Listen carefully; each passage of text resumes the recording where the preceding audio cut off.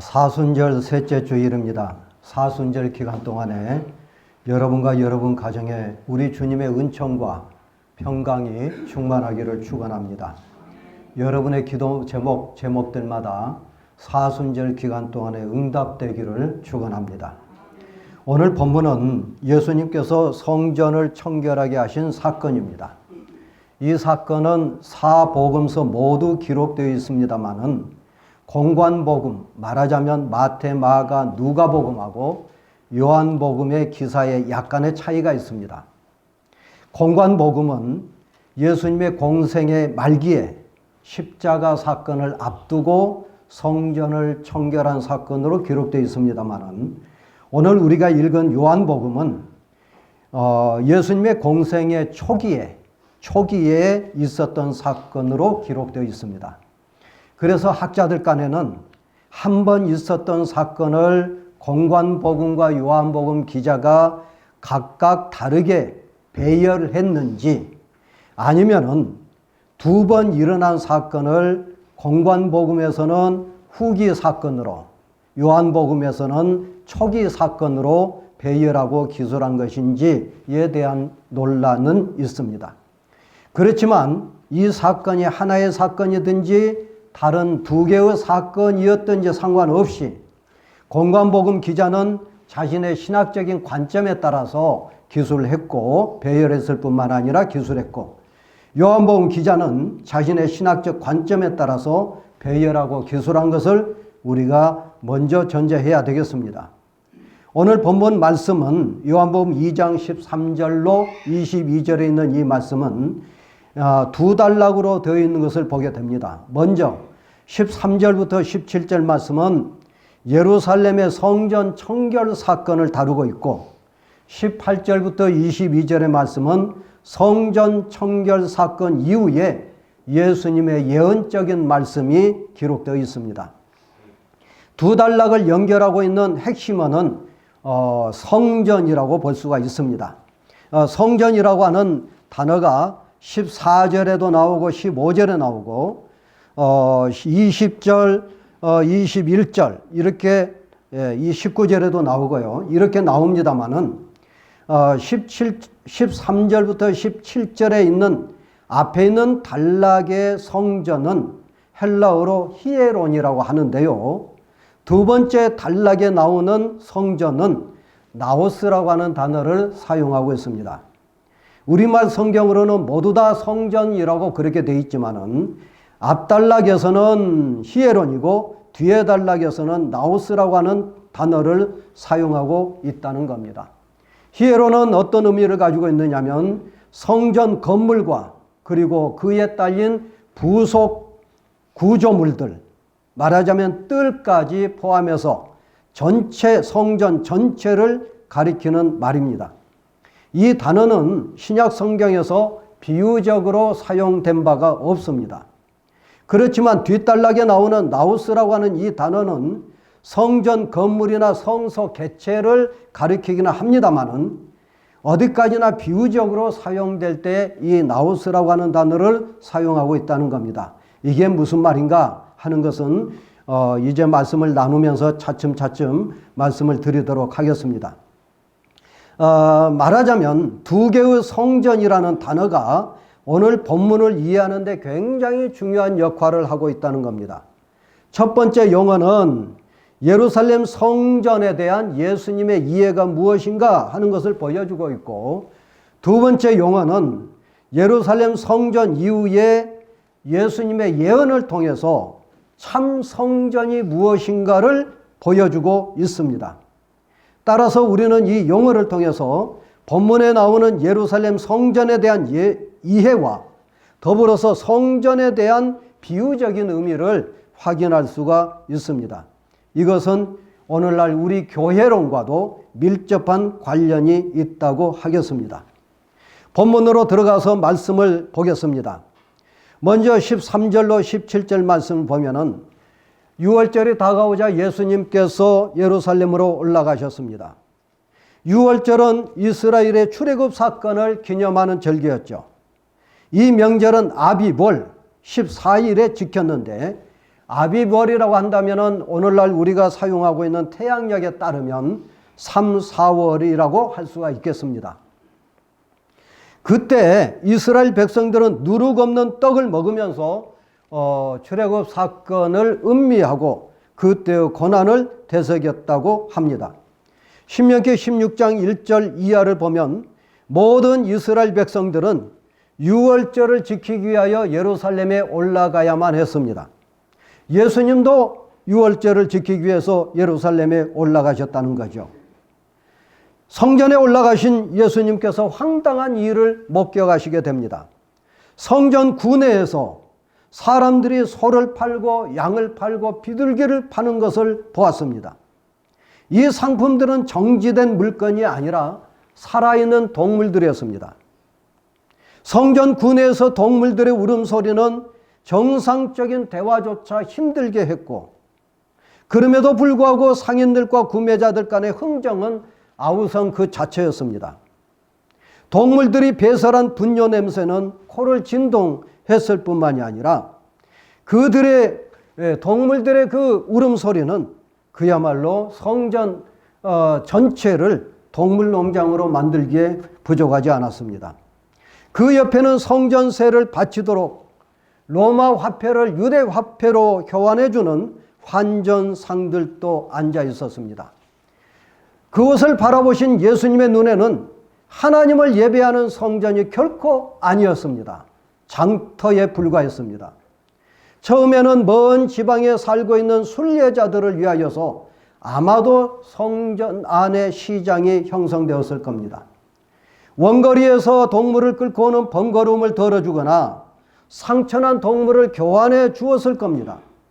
그러다가 점차적으로 규모가 커졌을 거고, 마침내는 제사장들이 성전에서 상인들로부터서 뇌물을 받고 성전 구내에서 판매하는 동물들만 제물로 받아주는 거민을 하는 일이 생겼습니다.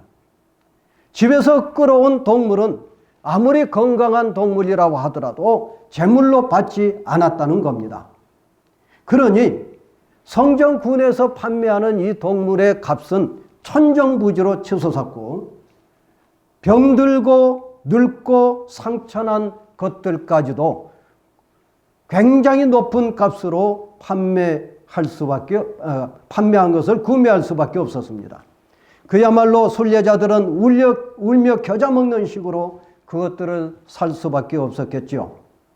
자, 이렇게 처음에는 순례객들의 편의를 위하여 형성되었던 장터가 나중에는 제사장들의 제밥을 위하여서 부정부패 사슬거리가 되고 만 것을 보게 됩니다. 예수님께서는 그들을 바라보시고서 분노하셨습니다. 상인들에게 변명할 기회를 주지 않았습니다. 수요가 있으니 공급을 하는 것이라고, 구매자가 있으니 자연히 판매자가 있을 수밖에 없다는 상인들의 말에 예수님은 결코 귀를 기울이지 않았습니다. 순례객의 편리성을 이해하고자 하지도 않았습니다. 예수님은 상인들이나 순례자들과 타협할 생각이 전혀 없었습니다. 예수님은 채찍을 만들었습니다. 가차없이 휘두르면서 소와 양과 비둘기를 성전으로부터 내쫓았습니다. 환정상들의 상을 엎으시고 돈을 쏟으셨습니다.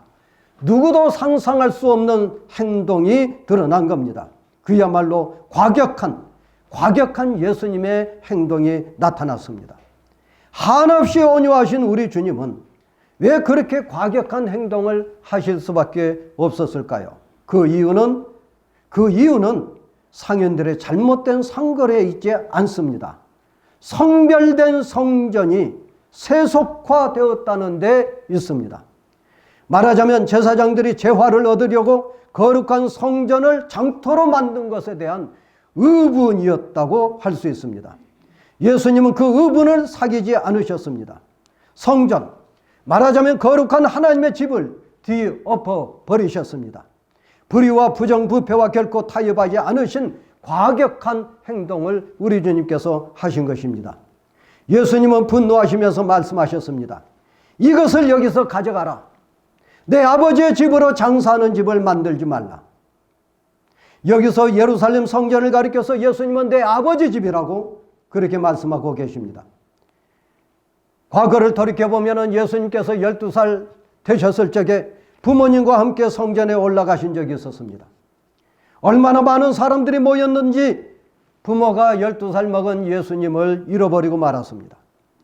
사흘 동안 찾다가 성전에 다시 올라가 보니 예수님께서 천연덕스럽게 거기에 제사장들과 서기관들과 토론하고 있었던 겁니다. 그때 예수님께서 이렇게 말씀하십니다. 어찌하여 나를 찾으셨나이까? 내 아버지 집에 내가 있어야 될 줄을 알지 못하셨나이까? 예수님께서는 12살 되셨을 때부터서 성전을 가리켜서 내 아버지 집이라고 그렇게 말씀하셨던 겁니다. 내 아버지 집, 나의 아버지 집, 성부 하나님의 집이 시장터가 됐으니 얼마나 우라통이 터졌겠습니까? 그래서 예수님께서 내 아버지 집을 장사하는 집으로 만들지 말라고 책망하신 겁니다. 여러분, 장사하는 집이 뭡니까? 상가죠. 이문을 남기기 위해서 물건을 매매하는 집입니다. 이문을 남기지 않으면 상가는 철시될 수밖에 없습니다. 하나님의 집이 천박한 경제 논리를 가진 장사하는 집이 되었다고 우리 주님께서 한탄하신 것입니다. 경제 논리에 휘둘린 성전은 더 이상 하나님의 집이 될 수 없다는 것이고 내 아버지 집이 될 수 없다는 것을 말씀하신 것입니다. 그것은 기업이요, 돈을 버는 목적인 사업장일 따름이지 하나님의 집, 내 아버지 집은 될 수 없다고 우리 주님께서 역성을 드셨던 것입니다. 성전 구내에서 구매한 동물들만 검연해주고 상인들로부터서 거액의 프리미엄을 받은 대제사장들, 이처럼 하나님의 집이 천박한 경제 논리로 무장된 부패한 기업 집단이 되어버렸고 뇌물 사슬 권리로 연결된 불의한 사업장이 되고 말았다는 것을 우리 주님께서 한탄하신 것입니다. 그러니 예수님께서 어찌 점잖하게 타일러 줄 수가 있겠습니까? 얼마나 화가 나셨는지 주님은 노끈으로 채찍을 만들어서 소와 양과 비둘기를 내쫓으시고 환전상의 책상을 엎으시면서 소리치신 겁니다. 이것을 여기서 가져가라. 내 아버지 집으로 장사하는 집을 만들지 말라. 그렇게 말씀하신 것입니다. 그때 마침 제자들이 옆에 있었습니다. 제자들은 분노하신 우리 주님을 보면서 시편 69편 9절 말씀을 떠올렸습니다. 주의 전을 사모하는 열심히 나를 삼키리라. 이 구절은 본디 다윗의 시였습니다. 다윗이 원수들 앞에서 하나님을 위하여 핍박받은 사실을 시로 읊었던 말씀입니다. 왜 제자들은 이 구절을 상기했을까요? 예수님께서 거대한 성전 체제에 도전한 그 결과 어떤 일이 벌어질 거라고 하는 것을 예상할 수 있었기 때문에 그렇습니다. 유대인들이 가만히 있었겠습니까? 성전 체제를 비판한 예수님을 눈의 가시로 여기고 언젠가는 보복할 것이라고 하는 것을 제자들은 눈치챘던 겁니다. 물론 제자들이 이 사건 때문에 예수님께서 십자가에 처형되리라고 하는 것은 상상하지 못했겠지만 유대인들의 보복이 언젠가는 있을 거라고 하는 것을 충분히 예상하고 주의 전을 사모하는 열심히 나를 삼키리라 하는 말씀을 기억한 겁니다. 18절 이하를 보면 예수님께서 내 아버지 집으로 장사하는 집을 들지 말라고 그렇게 소리쳤을 때에 유대인들은 메시아의 위엄을 느꼈던 것 같습니다. 양심의 압박도 느꼈겠지요. 두려운 생각이 들었을 겁니다. 예수님께서 천박한 경제 논리로 무장된 성전 체제와 부패 사슬 고리의 정점에 앉아있는 제사장들을 비판했을 때 그들의 양심이 얼마나 가책을 느꼈겠습니까? 여러분, 어둠이 가장 두려운 것은 무엇인지 압니까? 핵무기가 아닙니다. 어둠이 가장 두려운 것은 빛입니다. 빛이 들어오면 어둠은 물러갈 수밖에 없습니다. 여러분, 죄가 가장 두려운 것은 무엇인지 압니까? 그거는 의입니다. 죄인이 누구를 무서워하겠습니까? 의인을 무서워할 수밖에 없습니다. 유대인들은 예수님을 향하여 도대체 너는 누군가 하는 생각이 들었을 겁니다. 그래서 예수님께 물었습니다. 네가 이런 일을 행하니 무슨 표적을 우리에게 보이겠느냐? 무슨 표적을 보이겠느냐? 네가 이런 일을 행할 수 있는 권한이 있다는 것을, 그 표적을 보여달라 하는 겁니다.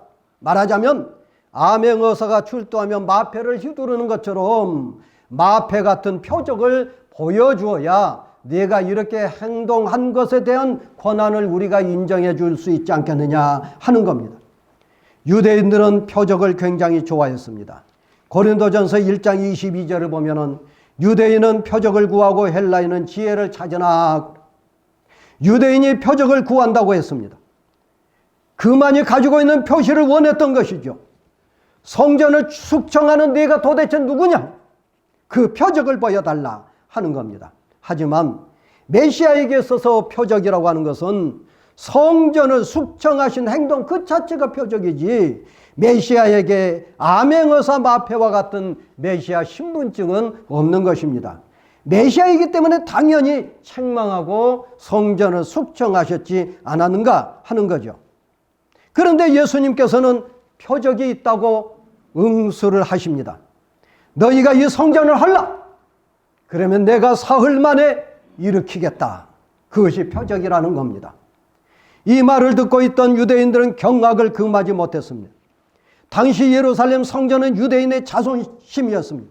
그들의 영혼이라고 할 수가 있겠습니다. 신앙의 핵심이었단 말입니다. 유대인들에게 있어서 성전은 대단히 큰 의미가 있었습니다. 10세기, 주전 10세기에 솔로몬이 성전을 건축하고, 그 솔로몬 성전이 주전 587년 바벨론의 침략으로 소실되고 말았습니다. 그 후에 70년 만에 돌아온 스룹바벨이 다시 성전을 재건했습니다. 그 성전을 헤롯 대왕이 주전 20년부터서 26년까지 무려 46년에 걸쳐서 증축한 성전이었습니다. 예수님께서 성전 숙청하신 사건은 불과 완공된 지 1년 후였습니다. 따라서 사흘 동안에 이것을 일으키겠다. 46년 만에 46년 동안 재건한 이 성전을 헐고 난 뒤에 사흘 동안 일으키겠다. 유대인들은 예수님의 이 말을 듣고 얼마나 황당하다는 생각을 했겠습니까? 이해할 수 없었겠지요. 그래서 묻습니다. 이 성전은 46년 동안의 지역권을 네가 어찌 3일 동안에 일으키겠느냐. 하지만 성경 기자는 예수님의 말씀에 대한 해석을 덧붙입니다. 그러나 예수는 성전된 자기의 육체를 가리켜 말씀하신 것이라. 예수님의 말씀은 건축물을 두고 하신 말씀이 아닙니다. 18절 이하에 나오는 성전은 모두가 비유적인 말을 가리키는 나우스, 말하자면 같은 성전이지만 비유적으로 사용될 때 사용되는 나우스라고 하는 단어를 사용하고 있는 거죠. 예수님 당신의 육체가 성전이라고 하는 말입니다. 여러분, 그리스도는 살아계신 하나님의 현현이십니다. 우리 주 예수 그리스도는 살아계신 하나님의 현현이라고 하는 겁니다. 예수님 안에 하나님이 계십니다. 예수님이 곧 하나님이신 거죠. 예수님은 예루살렘 성전의 주님이시며 예루살렘 성전은 예수님의 예표였던 것입니다. 그러므로 그분을 죽이는 것은 성전을 파괴하는 것이요, 사흘 동안에 일으키시는 것은 부활을 가리킨다고 할 수가 있겠습니다. 예수님께서 죽으심과 부활을 예언하셨던 거죠. 제자들은 예수님의 십자가에서 죽으신 후에 사흘 만에 살아나셨을 때 비로소 이 말씀을 기억했다고 성경은 기록하고 있습니다. 부활한 이후에 이 성경이 요한복음이 기록됐기 때문에 요한복음의 기자였던 요한은 바로 제자들이 예수님께서 부활하신 모습을 보고서 그때 사흘 만에 성전을 일으킨다고 하는 말씀은 당신의 몸의 부활을 가리키는 것이로구나 하는 것을 비로소 알았다는 이야기입니다. 결론적으로 말씀을 드리겠습니다. 여러분, 신약에서 예루살렘 성전과 그 부속 구조물을 가리킬 때에는 헬라어로 히에론을 사용했다는 말씀을 드렸습니다. 이거는 13절부터 17절에 나오는 성전입니다. 그러나 신약에서 비유적으로 성전을 가리킬 때는 나우스라고 하는 헬라어를 사용했습니다. 이 말은 18절부터 22절에 나오는 성전입니다. 예루살렘 성전을 가리키는 히에로는 유대 전쟁을 통해서 역사에서 사라지고 말았습니다. 주후 66년부터 74년에 벌어진 유대 전쟁은 그야말로 참혹했습니다. 이 전쟁은 로마 총독이었던 프루투스가 성전 금고의 돈을 약탈하면서 시작된 사건입니다. 유대인들은 성전의 돈을 약탈해간 총독에 대하여 맞서 싸웠습니다. 총독과 로마 군대를 예루살렘에서 축출해 냈습니다. 그 후에 유대인들은 군대를 훈련시키고 로마와 결사항전을 다짐하면서 예루살렘을 요새화했습니다. 헤롯이 지은 성전은 성소인 동시에 성벽 도시 안에 위치한 난공불락의 요새 그 자체였습니다. 그러나 67년부터 68년에 이르러 베스파니아누스라고 하는 장군이 로마군 10군단을 일으키고 정벌에 나섭니다. 갈릴리를 함락시키고 이듬해 유대까지 무너뜨렸습니다. 베스파니아누스가 황제로 등극하면서 69년에 그의 아들 티투스가 예루살렘을 포위하고 마침내 함락시키고 맙니다. 70년 4월 티투스가 예루살렘을 포위하기 직전에 예루살렘에는 유월절 순례객들로 가득 찼습니다. 평소에는 10만 명을 웃돌았던 예루살렘의 인구가 그때는 100만 명을 훨씬 넘어선 상태였습니다. 티투스는 예루살렘을 함락시키고 100만 명이 넘는 유대인들을 모두 다 학살했습니다. 성벽 아래에는 수천 구의 시체가 햇볕 아래서 썩어가고 있었고 시체의 악취는 견디기 힘들었습니다. 티투스는 날마다 500명씩 십자가에 매달아 죽였습니다. 수개월 동안 그렇게 잔혹한 행동을 했던 것이죠. 100만 명 이상을 모두 다 학살시키고 말았습니다. 이 일이 수개월 동안 계속되면서 로마군은 예루살렘을 조직적으로 완전히 파괴하고 말았습니다. 성전을 산산이 부서뜨리고 말았습니다. 그리고 나서 이스라엘 땅을 구약에서 이스라엘 백성들이 가장 싫어했었던 블레셋이라고 하는 명칭을 따서, 민족의 명칭을 따서 팔레스틴이라고 하는 이름을 붙인 겁니다. 이 명칭이 지금까지도 팔레스틴 땅이라고, 팔레스틴족이라고, 민족이라고 하는 말로 사용되고 있는 것이죠.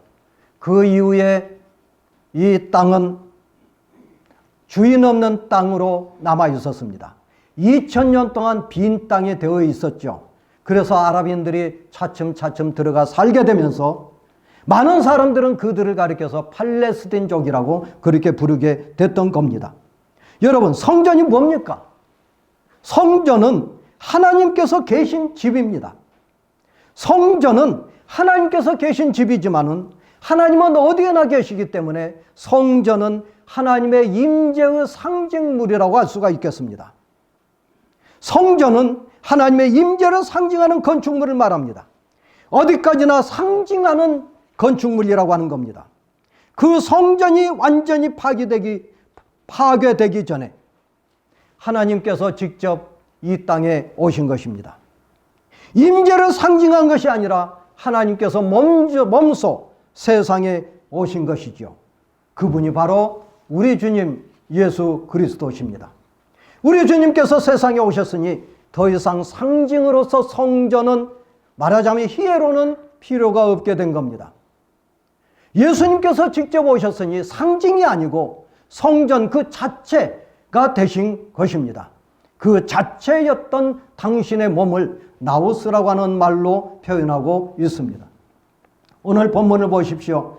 예수님께서는 이 성전을 헐라고 말씀하십니다. 구조물로서 히에론이 아닙니다. 예수님의 몸으로서 나우스를 가리킵니다.